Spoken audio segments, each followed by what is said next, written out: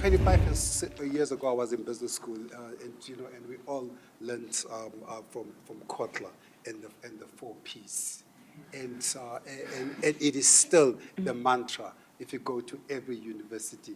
But the biggest problem that's happened with Kotler, first, he's not African. So that's a subject we'll visit in my next point.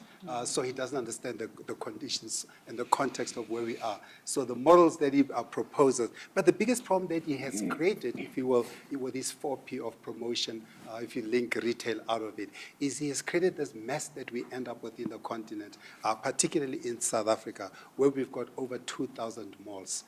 And the big problem that we have with the modification of the continent, modification of South Africa in particular, is that all that it's done is created massive consumerism. So when McKinsey talks about 2020, there'll be the growth of consumer spending in Africa will be $400 billion, but it is just African spending, and not creating. Now, if you look at globally, how globally what Africans invest in research and in intellectual property, you'll be shocked.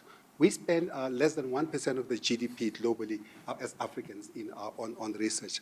And we spend, I think, less than 5% on trademarks. Perhaps it could be the other way around. In other words, we are creating nothing.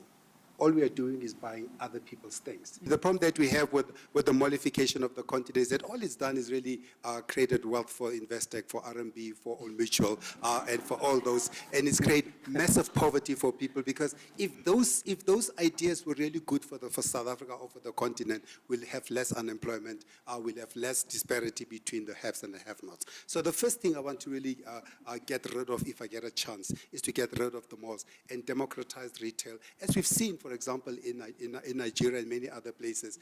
If you look at businesses like Jumia and Konga, and they did a survey among Nigerians, and 38% of Nigerians, yes, Nigerians, they said they prefer to shop online. In other words, they don't need to go to these unnecessary malls, bricks and mortars, and be stuck in traffic going to places and paying huge margins.